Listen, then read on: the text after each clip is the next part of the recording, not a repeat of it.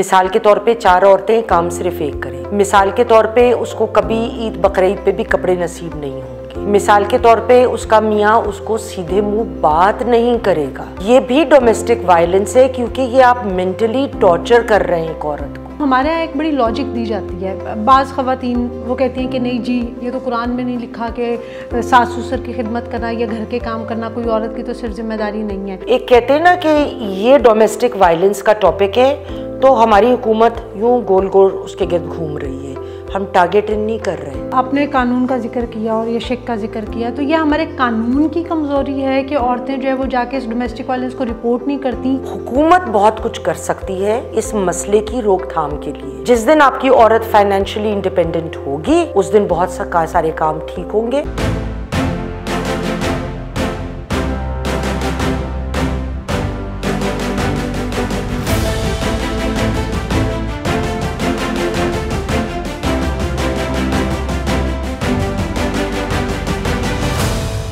अस्सलाम वालेकुम नाज़रीन, प्रोग्राम यास्मीन की बैठक के साथ मैं हूं आपकी मेज़बान अफीफ़ा राव और मेरे साथ मौजूद हैं यास्मीन आफ्ताब अली साहिबा। अस्सलाम वालेकुम मैम। वालेकुम अस्सलाम। मैम, आपने अपने जितने भी प्रोग्राम्स हैं, हर प्रोग्राम में कोई ना कोई एक रियल स्टोरी जो है वो हमारे साथ शेयर करती हैं, जिनके अंदर एक एलिमेंट जो बहुत ज़्यादा मुझे नज़र आता है वो है डोमेस्टिक वायलेंस का। तो मेरा ख्याल हम अपने आज के इस वीलॉग का आगाज़ यहीं से शुरू करते हैं कि सबसे पहले आप ये बताइएगा कि ये कौन सा वो स्टेप है जहाँ पे आके एक औरत को अलर्ट हो जाना चाहिए या उसको कान खड़े होने चाहिए कि हाँ भी ये उसके ऊपर डोमेस्टिक वायलेंस हो रहा है, जिसे उसे रिपोर्ट करना चाहिए।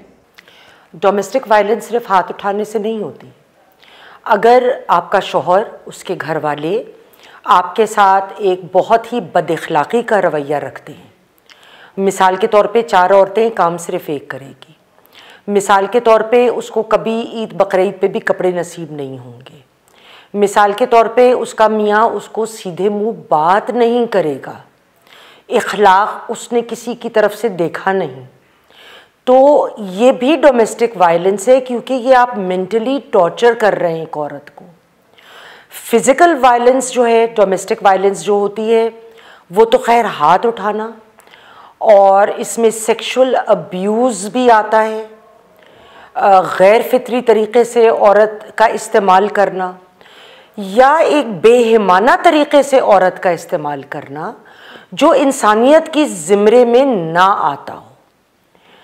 तो ये तमाम चीज़ें मिल के या अलग अलग भी डोमेस्टिक वायलेंस कहलाती हैं।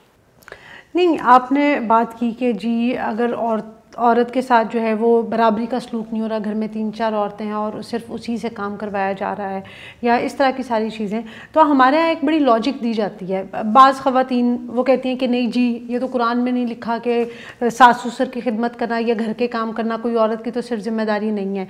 तो उसके आर्ग्यूमेंट पे दूसरी तरफ से आर्ग्यूमेंट आता है कि जी मर्द कहते हैं कि ठीक है, फिर कुरान में तो लिखा है कि हमने 4 शादियाँ करनी है, तो हम फिर 4 शादियाँ कर लेते हैं, पहली तो संभाल ले। ठीक है, तो नहीं, वो उसको अपने तौर पे संभालने का एक उनका नजरिया होता है। मैं एक अफीफा बेजा जिद की बात नहीं कर रही औरत की तरफ से। मैं बात वो कर रही हूँ जो हमने अपने पिछले वीलॉग में औरतों को, जो लड़कियों को हम बाहर भेजते हैं, उनके साथ जो रवैया होता है, वो सिर्फ बाहर नहीं होता, वो यहाँ भी होता है। मैं लड़की की जिद की बात नहीं कर रही, लेकिन यहाँ पे इस बात के होने की वजूहात क्या हैं? नंबर 1 तो ये है कि अगर औरत कोई एक कमज़ोर सोशियो इकोनॉमिक बैकग्राउंड से उसका ताल्लुक़ है और उसको पता है मेरे पीछे कोई आने वाला नहीं है, कोई स्ट्रॉन्ग, ये ज़रा पैसे के हिसाब से स्ट्रॉन्ग हैं या सोशली स्ट्रॉन्ग हैं। वैसे भी एक हमारे यहाँ ख़ासकर कम पैसा जहाँ होता है, वहाँ पे लड़की वाले लड़कों वालों से ज़रा दब के रहते हैं कि लड़के वालों का ये फरमाइश आ गई, उन्होंने ये कह दिया, तो उनके घर वाले भी बाज़ औक़ात उनको सपोर्ट नहीं करते हैं। तो कभी कभार लड़कियों के साथ अगर डोमेस्टिक वायलेंस होता है, उनकी मार कुटाई होती है, बुरा हाल होता है। एक मैं आपको वाक़या बताऊं, नाम मैं बदल रही हूँ, ज़मरुद रख लेते हैं। उसकी रोज़ पिटाई, बुरा हाल, खूनम खून, सर, अगर खाना नहीं सही बना तो बालों से पकड़ पकड़ के सर पटकना उसका दीवार से, अजीब हरकतें होती थी। तो किसी पड़ोसी रोज़ सुनते थे, तो उन्होंने कहीं पुलिस को इत्तला करी।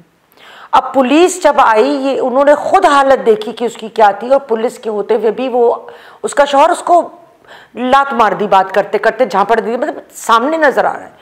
लेकिन पुलिस इन मामलों में हिचकिचाती है क्योंकि वो कहते हैं ये इनके आपस का मामला है। और वो ये क्यों कहते हैं? क्योंकि हमारे यहाँ जो डोमेस्टिक वायलेंस एक्ट 2020 आया, उसमें बदकिस्मती से एक कहते हैं ना कि ये डोमेस्टिक वायलेंस का टॉपिक है, तो हमारी हुकूमत यूं गोल गोल उसके गिर्द घूम रही है।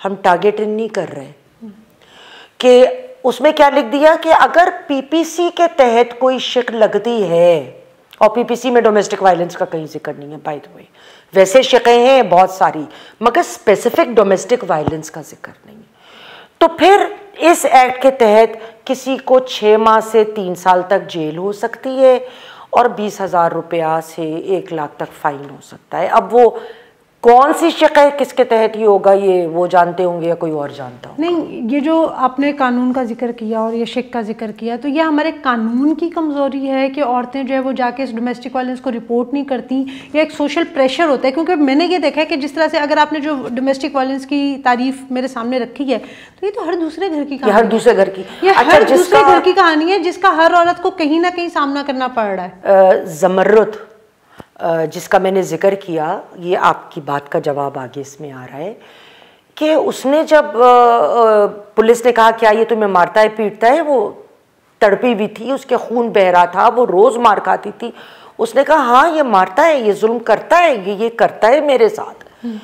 तो पुलिस उसको लेकर गई। अब देखिए एक चीज़ होती है मेडिको लीगल रिपोर्ट, जो सरकारी अस्पताल का आदमी ही करता है, डॉक्टर करता है, वो 24 घंटे के अंदर हो जानी चाहिए।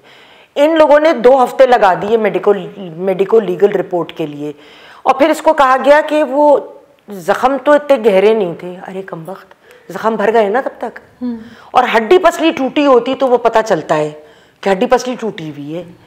तो वो FIR नहीं कट पाई क्योंकि इस डिले की वजह से उसका केस ख़राब हो गया, और माँ बाप ने नहीं कबूल किया कि ज़मर्रद वापस घर जाए।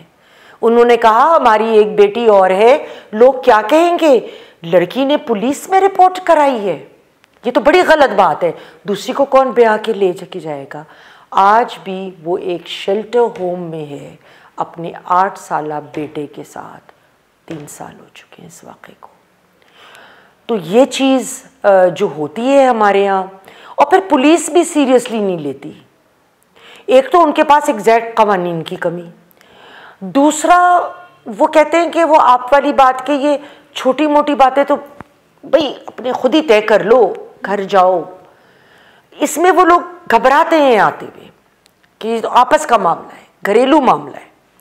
अब इसमें जो है कुछ चीज़ें जो हेल्प कर सकती हैं एक लड़की को, अगर एक लड़की पढ़ी लिखी है या पढ़ी लिखी नहीं भी है, फाइनेंशियली इंडिपेंडेंट है। मैंने एक अपने वीलॉग में जिक्र किया था कि लड़कियां आजकल कुछ ना कुछ घर से बेहतरीन काम कर रही हैं, कहीं कुकिंग कर ली, कहीं ऑनलाइन, पूरी दुनिया में अब तो the barriers are down, tuition पढ़ाती हैं, कहीं पे बुटीक का काम कर रही हैं, बेहिसाब काम है।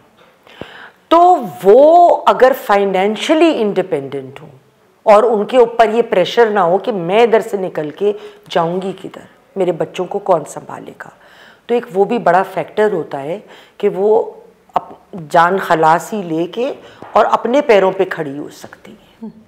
अच्छा, आप इसकी रीज़न्स की बात कर रही थी, उसके बाद आपने ये सजेशन भी दी कि औरतों को इस तरह से करना चाहिए, लेकिन कहीं ना कहीं अगर इसकी रीज़न्स को देखा जाए तो मैंने ये देखा है अपने आसपास सोसाइटी में कि जब कोई रिश्ता कर रहे होते हैं तो बहुत सारी चीज़ों को हम ये सोच के इग्नोर कर देते हैं कि जी शादी के बाद ये तो खुद ही ठीक हो जाएंगे, या एक औरत से ये एक्सपेक्ट किया जा रहा होता है कि जी शादी के बाद वो अपने शौहर को पता नहीं क्या वो चेंज करके वो हैंडल कर लेगी। तो जो इंसान अगर 30 साल की उम्र में जिसकी शादी हो रही है, वो मतलब पैदा होने से लेकर 30 साल तक अगर वो वैसा बना है, तो उसको आगे चेंज करने के लिए तो अगले 30 साल और मजीद चाहिए। तो ये इतना बड़ा रिस्क क्यों लिया जाता है? देखिए, मैं एक बात जानती हूँ, एक औरत जब शादी करती है तो वो बच्चा गोद नहीं ले रही कि उसको ठीक करे, ये माँ का काम था। और औरत जब शादी करती है वो एक पार्टनर के लिए करती है, वो एक ज़िम्मेदार शख्स के लिए करती है जिससे वो एक मैच्योर रिलेशनशिप रख सके और उसके बच्चों की कफ़ालत कर सके। ये उसकी ज़िम्मेदारी बिल्कुल भी नहीं है कि वो ठीक हो जाएगा। अच्छा, हम ड्रग्स पे भी एक प्रोग्राम करेंगे, आपने ये बात मुझसे करी थी और मैं एज़ अ वॉल्टियर बहुत सारे कसूर में ख़ासकर as free helper pro bono जाती रही हूँ साइकोलॉजिस्ट के साथ काम करने ड्रग एडिक्ट्स के। आप हैरान हो जाएंगी वहाँ कितनी औरतें आती थीं जो अपने बेटों के लिए, जवान लड़कों के लिए कहती थी डॉक्टर साहब इसकी अगर शादी कर दे तो ये ठीक नहीं हो जाएगा। कि उनका ख्याल है कि जहनी बीमारी भी अगर वो कुछ इस तरह से ठीक हो जाएगा, ऐसे नहीं होता।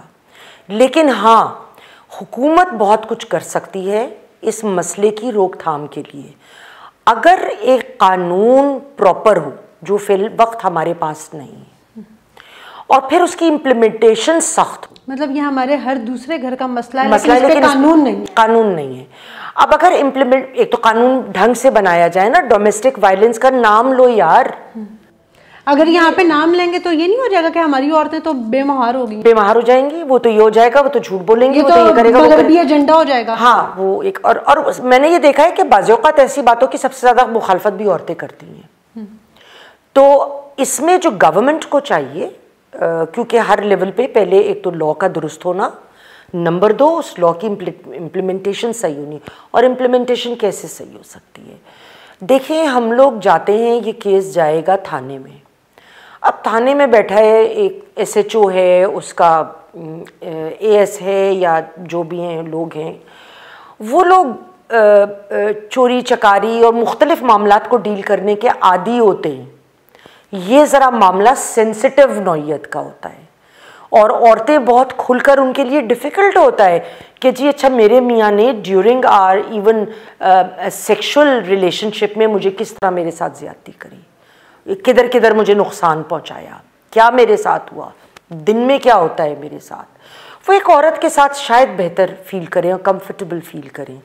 तो एक तो ये कि औरतों की एक तैनाती, और जो लोग डोमेस्टिक वायलेंस को डील कर रहे हैं उसमें कुछ लोगों को, अच्छे लोग जो काम कर रहे हैं, पुलिस ऑफिसर्स, लॉ इन्फोर्सर्स, उनको लेके एक ख़ास ट्रेनिंग दी जाए इस नज़र से। तीसरी चीज़, जो औरतें हैं जब ये केसेस जाते हैं फैमिली कोर्ट में, अगर कोई जाएं तो फैमिली कोर्ट ज़्यादातर मेंटेनेंस, खुला और इन मामलों पे होता है। तो उसमें एक अच्छा आइडिया होगा कि एक यूनिट, एक बेंच अलग कायम की जाए फैमिली कोर्ट्स में, जो सिर्फ डोमेस्टिक वायलेंस के केसेस को डील करे। प्रोविंस को और फेडरेशन को, दोनों को इस मामले को एक प्रायोरिटी देने की बहुत ज़रूरत है।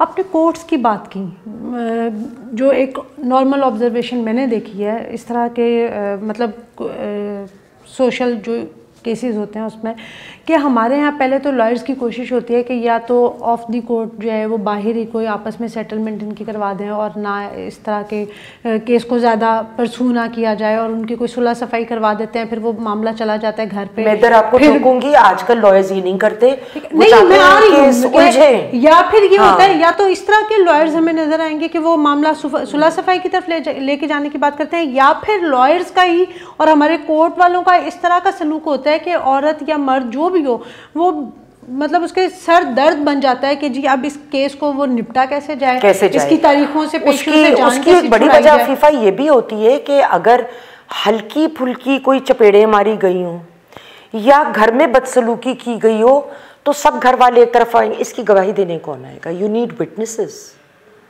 अब जो 4 या 5 लोग हैं वो तो एक तरफ हो गए ना, तो फिर इसके साथ घर में ज़ाहिर बात है ससुराल वाले हैं, उसकी माँ बहनें, उसकी गवाही, फिर ये वापस उस घर में क्या जाके रह सकती है जहाँ पे उसने उन लोगों पे मुकदमा कर दिया?